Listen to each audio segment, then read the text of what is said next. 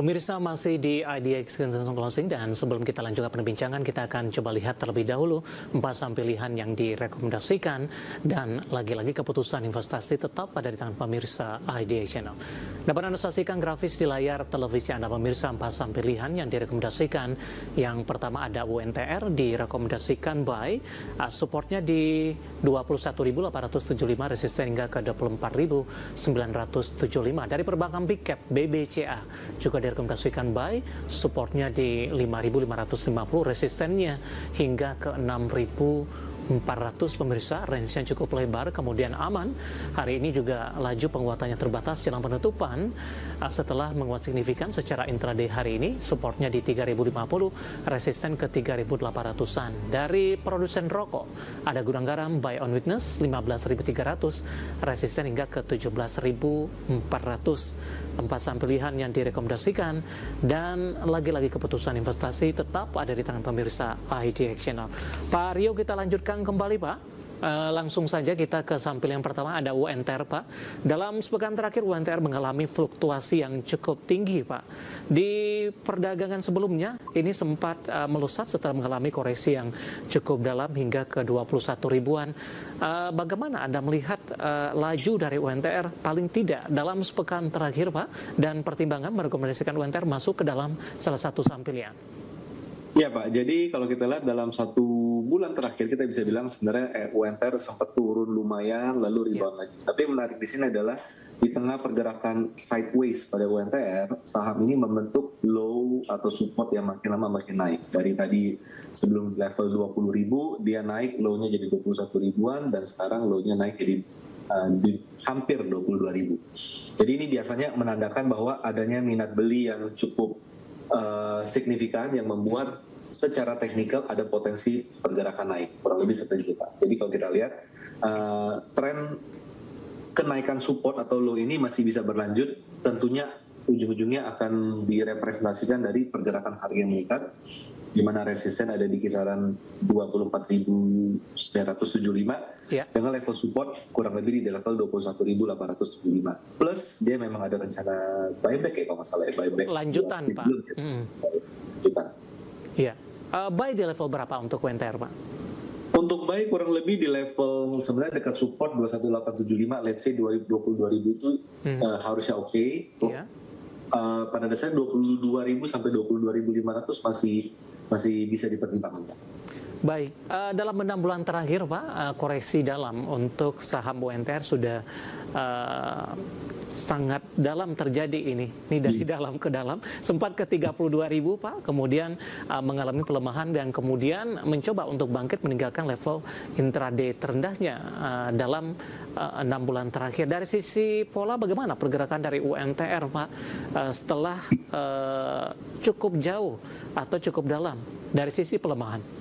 Ya, jadi kalau kita melihat dari UNTR ini sendiri pada dasarnya sejak 2021 memang pada dasarnya UNTR itu kalau lihat big picture dia bergeraknya itu memang sideways, naiknya cukup tinggi ke level 30 ribuan, kalau turun itu kurang lebih mendekati level 20 ribuan. Di level sekarang pun adalah level yang bisa dibilang dari 5 tahun terakhir itu memang menjadi level support yang kuat bagi UNTR itu sendiri. Jadi dengan kenaikan low yang berkala saat ini, tendensinya sebenarnya adalah ini adalah awal kenaikan awal bullish jangka pendek itu.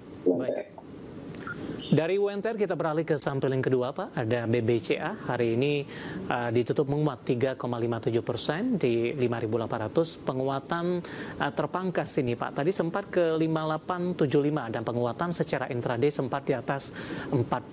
Besok jelang libur akhir pekan Pak, apa yang perlu diwaspadai untuk BBCA? Apakah hari ini sangat didukung volume dan BBCA akan bertahan di zona hijau dalam beberapa hari ke depan atau justru sebaliknya? Ya Pak, jadi kalau kita lihat memang secara momentum penguatan masih ada, karena secara pola BBCA ini adalah memang akan ada resisten berupa gap di kisaran 5.900, tapi kalau kita lihat upside masih bisa dan memungkinkan menuju level resisten kuat di level 6.400 Pak. Buy di level berapa Pak Rio? Untuk pembelian mungkin di kisaran 5.200 5.750 sampai 5.700 bisa menjadi level beli, di mana kalau support memang ada di level 5.550. Baik, yang cukup menarik juga ini Pak Rio pada perdagangan hari sebelumnya Pak, atau perdagangan kemarin tepatnya, ketika dari saham-saham perbankan Himbara ini mengalami koreksi dalam, sementara PBCA cukup tangguh, menguat signifikan sendirian. Bagaimana Anda melihat dari sisi perbedaan yang terjadi Pak? Apakah memang dari sisi Bank Himbara dan BBCA, BBCA lebih ke arah kemandirian mungkin, kalau Himbara lebih ditopang oleh saham-saham milik pemerintah? Mungkin dari sisi isu atau apa-apa yang membuat perbedaan tersebut? Ya, betul Pak. Jadi kalau kita lihat mungkin ya, independensi pada BBCA ini mungkin bisa dianggap bagi para investor, mereka bisa menilai kinerja bank tersebut apa adanya sesuai dengan bisnis modelnya. Tapi kalau untuk yang lain mungkin ada kayak diarahkan untuk lebih ekspansif lah, atau ke proyek-proyek tertentu. Nah, mungkin itu yang menjadi faktor yang mereka longsor, yang BCA bisa bertahan dalam jangka pendek. Baik, dari BBCA kita beralih ke saham pilihan yang ketiga Pak, ada Aman dari barang baku.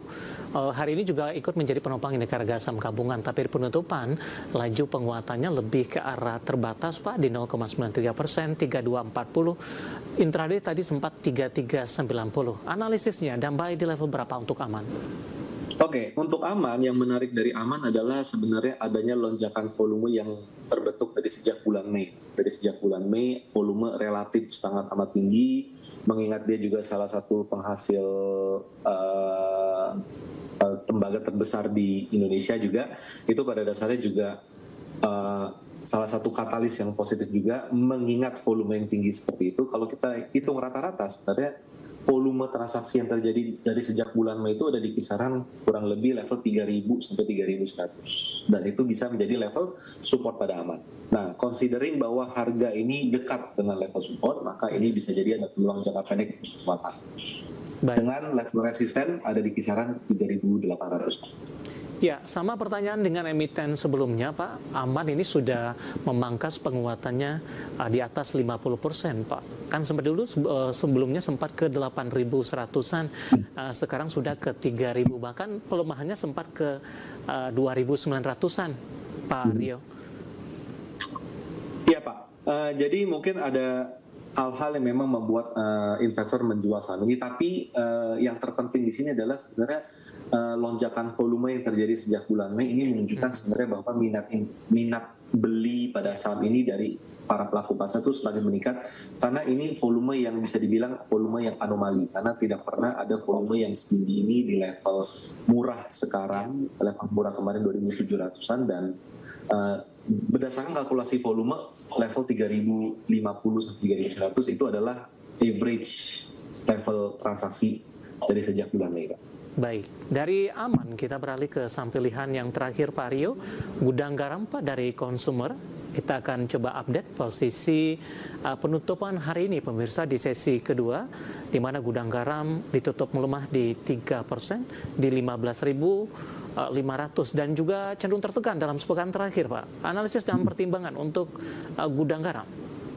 Ya, untuk Gudang Garam memang murni secara teknikal, walaupun sebenarnya Gudang Garam ini bergeraknya sideways dalam kisaran 13.000 hingga level 17.000 dari sejak akhir tahun lalu.